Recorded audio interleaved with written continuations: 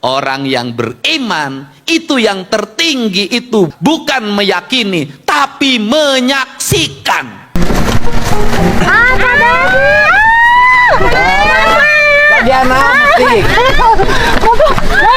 Assalamualaikum warahmatullahi wabarakatuh. Kang Deddy Mulyadi kembali mengaji. Ini yang saya salutkan dengan Kang Deddy Mulyadi, wawasannya begitu luas, begitu besar, dalam, ya teman-teman. Ternyata bukan orang Islam aja ya teman-teman, bukan orang Jabar aja, bukan ya, tapi semua ya, ingat, semua KDM ya menjalani hubungan dengan baik. Gila, ini gila, baru ada gubernur ya seperti ini. Saya yakin ya KDM diundang dalam acara keagamaan ya orang Nasrani, yakin pasti ya orang Nasrani membutuhkan pencerahan dari KDM, walaupun ya mohon maaf berbeda gitu ya. Tapi di sini KDM menempatkan diri sebagai gubernur, sebagai kepala daerah ya. Jadi jangan ya orang-orang tertentu mungkin ya nggak boleh gitu ya teman-teman. Tapi kita di sini coba menyimak ya pencerahan dari KDM ya, sedikit ada ilmunya juga ya, secara umum ya teman-teman ya, secara umum ya. Gila KDM ini ya. Mungkin Ustadz Adi Hidayat, Ustadz Abdul Somad ya, saya yakin salut dengan KDM ini, dan terutama Yong Rara ya. Ayo gas ya Kang Deddy, mudah-mudahan berjodoh, amin. Silakan. Kalau sudah menyaksikan berarti dia bersaksi. Bersaksi di pengadilan itu adalah orang yang harus melihat dan mendengar. Kalau tidak bisa melihat dan mendengar sendiri, tidak bisa menjadi saksi yang valid. Pertanyaannya adalah, hari ini kita bersaksi pada Tuhan yang kita yakini. Kalau bersaksi berarti sudah menyaksikan. Kalau sudah menyaksikan berarti dekat. Kalau sudah dekat, kenapa takut?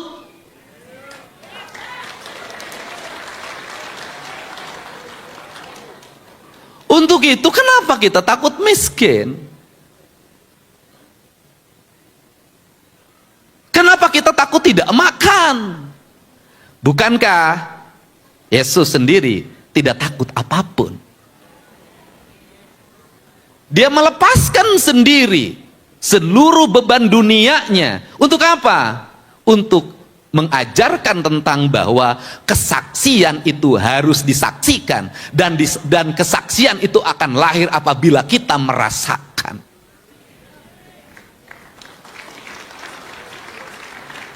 Maka dalam pandangan saya, berbahagialah manusia yang pernah dan sering mengalami penderitaan. Kenapa? Berarti dia pernah menyaksikan dan merasakan. Orang yang mengalami penderitaan itu adalah orang-orang yang mengikuti tradisi kenabian.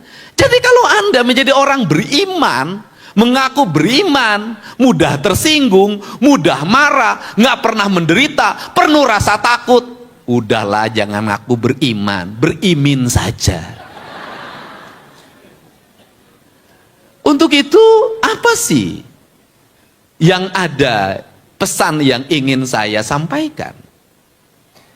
Pesan saya sampaikan adalah saya ingin menceritakan tentang pesan agama di Indonesia. Agama-agama datang ke Indonesia itu menggeser sebuah keyakinan leluhurnya orang Nusantara. Leluhurnya orang Nusantara apa? Mau orang Batak, mau orang Jawa, mau orang Bugis, mau orang manapun, mau orang Kalimantan, orang Dayak, pasti hubungan ketuhanannya itu di dua hal, di alam dan di leluhurnya. Orang Batak itu jadi 4 hal sekarang: alam, leluhur, dan agama. Dipakai orang Batak semuanya. Sehingga orang Batak agama apapun pasti ujungnya pakai sihaan. Pasti pagabean. Itu ciri. Dan saya selalu berulang-ulang, salah satu suku yang tidak akan punah di Indonesia adalah suku Batak.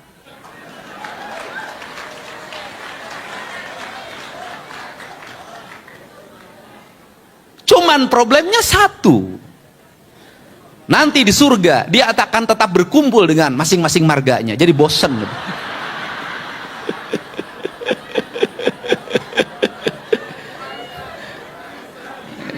Iya, di dunia bertemu sama sihaan, di surga dengan sihaan lagi. Dan nanti yang dicari membela, itu yang pertama ditanya sukuna dulu, mana kau? Sihaan, boleh bareng sama aku. Mana kau? Nasution, sana. Ya itu canda saja. Nah, apa sih yang ingin dipesankan? Leluhur kita itu dulu, itu dianggap animis dan dinamis. Pemuja batu, pemuja pohon, pemuja batu, pemuja pohon. Memujanya nggak jauh-jauh mereka. Kalau dia tinggal di gunung, yang dipuja gunungnya. Kalau dia tinggal di laut, yang dipuja lautnya. Kalau dia tinggal di lembah, yang dipuja lembahnya. Kenapa? Karena dalam perspektif berpikir mereka, saya lahir di sini, maka saya harus menghormati tempat di mana saya dilahirkan, tempat di mana saya makan. Titik, nggak geser. Maka beragam. Tetapi dari animis dan dinamis itu satu. Walaupun dalam pandangan kaum agamawan mereka salah dalam bertuhan, tetapi mereka benar dalam apa? Dalam menjaga alam dan lingkungannya. Pohonnya dihormati, batunya dihormati, mata airnya dihormati. Dan masuk agama mengajarkan apa tentang spiritualitas, pada pemahaman-pemahaman tentang ketuhanan yang langit, membangun hubungan dengan manusia, membangun hubungan dengan alam. Tapi di perjalanannya hanya dua hal yang selalu dibicarakan, hubungan dengan manusia dan hubungan dengan Tuhan, yang alamnya nggak pernah dibahas. Padahal apa? Padahal dalam pandangan saya justru Tuhan menitipkan kasih itu lewat apa? Lewat semesta. Kita tiap hari nginjak tanah. Kita tiap hari minum air. Kita tiap hari menghisap udara. Kita tiap hari menerima sinar matahari. Tiap hari itu yang menentukan hidup dan kehidupan kita. Tetapi jujur, setiap hari kita menghinakan tanah, setiap hari kita menghinakan air, setiap hari menghinakan udara, dan setiap hari kita menghinakan matahari. Apa yang terjadi? Penyakit yang tidak pernah berhenti dalam setiap waktu. Pemahaman spiritualitas kita itu menjadi dangkal. Dangkalnya apa? Kaum spiritualis seringkali terus mengalami kegelisahan dalam hidupnya. Gelisah pergi ke gereja, gelisah pergi ke gereja, gelisah pergi ke gereja. Itu yang terjadi. Kenapa ini terjadi? Lingkungan di mana Tuhan menitipkan kasih padanya, engkau abaikan dan engkau sia-siakan. Engkau lupa, kau berperang satu sama lain, berebut tempat ibadah, ingin mendirikan tempat ibadah, tapi engkau lupa bahwa alam semesta engkau campakkan, engkau hancurkan secara kolektif tanpa pernah kau bicara tentang dosa.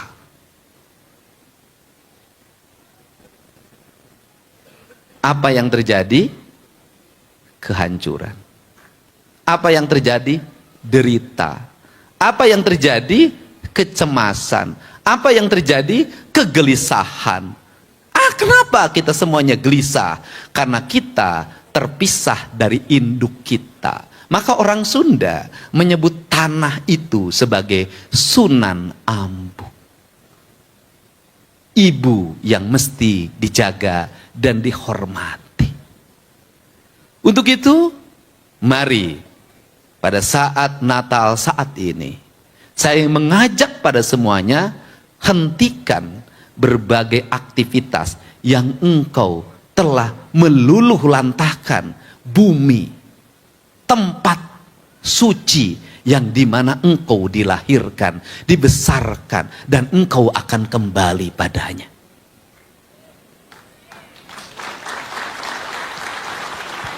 Kita kembali nanti bukan ke gereja, kita kembali bukan ke candi, kita kembali ke bumi. Disitulah tempat kita, tempat abadi. Kita yang ingin kita ciptakan apa? Yang ingin kita ciptakan adalah saat kita kembali ke bumi, bumi menerima kita dengan penuh sukacita. Kenapa menerima penuh sukacita? Karena yang datang adalah orang yang mencintai buminya selama ini. Untuk itu, mari kita bersama-sama Spirit Yesus yang mengajarkan tentang pengabdian, pengorbanan, kesucian, ketidaktakutan, penyerahan diri secara total gantikan oleh kita, agar saat ini janganlah kita menjadi orang yang penuh dengan rasa takut. Jadilah orang yang tidak ada rasa takut. Tidak takut miskin, tidak takut hilang kekuasaan, tidak takut kehilangan kekayaan, tidak takut kehilangan kehormatan. Karena esensi dari ajaran agama adalah bersaksi. Dan ciri dari kesaksian adalah melihat dan mendengar serta merasakan, yang pada akhirnya akan melahirkan sebuah sistem nilai hidup tentang prinsip-prinsip ketidaktakutan. Dan semoga rasa tidak takut kita hari ini akan melahirkan gelombang energi yang besar. Bagi apa? Bagi alam ini untuk tidak mempercepat pendek umurnya. Karena alam ini tidak ingin cepat pendek umurnya, maka kita harus kembali apa yang disukai oleh alam, agar napasnya semakin panjang, agar penyakitnya semakin hilang. Caranya apa? Perbanyaklah menanam. Saya pernah jadi bupati, pernah jadi anggota DPR, dan sekarang jadi gubernur. Saya merasakan betul, saya banyak membangun bangunan. Tetapi ternyata yang paling banyak manfaat yang saya lakukan ketika menjabat dulu adalah yang sampai hari ini adalah pohon yang saya tanam. Saya ingin bangunan megah, hari ini makin kosong. Perlu listrik yang mahal dalam setiap bulan. Perlu orang yang menyapu dalam setiap waktu. Perlu yang menjaga security dalam setiap saat. Uang diperlukan. Tetapi pohon-pohon yang saya tanam, dia tak pernah minta biaya pengurusan dirinya. Tapi justru dia menaungi, memberikan ketenangan bagi para penghuni kampung dan kota, menyimpan air, membuat oksigen, memberikan harapan tentang umur dunia yang berharap panjang. Apa yang akan saya lakukan hari ini sebagai gubernur? Saya tadi ditawarin, Pak, bangun ini udah deh, nggak usah. Kenapa? Dari sekian bangunan yang ada di kota Bandung, tempat gedung pertunjukan segala macam begitu banyak, kosong. Semakin tidak ada penghuninya, semakin tidak ada pengisinya. Ruang-ruang pertunjukan semakin tidak ada penontonnya, karena sudah bergeser ruangnya ke tayangan-tayangan yang ada dalam setiap hari. Toko-toko semakin sepi, mall semakin ditinggalkan oleh orang yang datang biasa, paling hanya rojali. Karena sudah digantikan dengan semuanya serba tinggal datang ke rumah, GoFood. Gak ada. Untuk itu apa yang ingin dilakukan? Yang ingin dilakukan adalah saya tak akan membiarkan ruang kosong di Jawa Barat. Saya akan isi dengan pohon-pohon sebagai harapan kehidupan.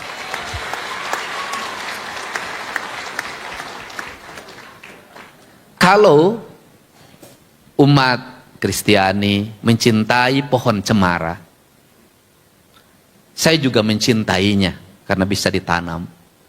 Tetapi juga saya sebagai orang Jawa Barat sangat mencintai pohon Tanjung, pohon Kiara, pohon Jamuju, pohon Samolo, pohon Beringin, dan seluruh pohon lainnya.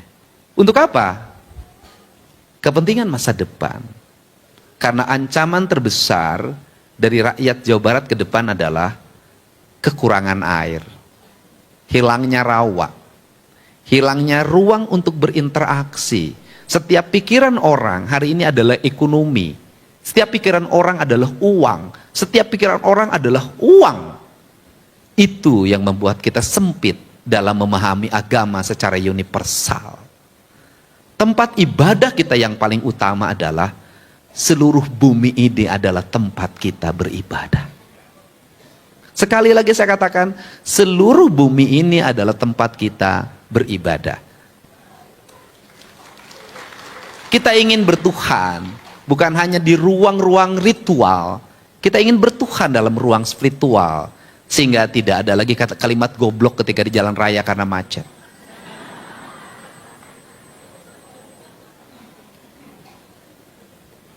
Tidak ada lagi kalimat anjing ketika keluar dari rumah kemudian melihat hamparan sampah. Dan tidak ada lagi konflik antar tokoh-tokoh agama. Baik yang satu agama maupun beda agama. Karena semuanya ingin memperjuangkan tentang kesaksiannya pada Tuhan. Oke, teman-teman, Bapak Ibu, itu dia ya. Tadi pidato KDM yang mengaji, yang mana diundang dalam acara keagamaan ya, orang Nasrani. Dan di sini ya KDM menyampaikan secara ya umum gitu ya, sedikit umum dan sedikit keagamaan ya.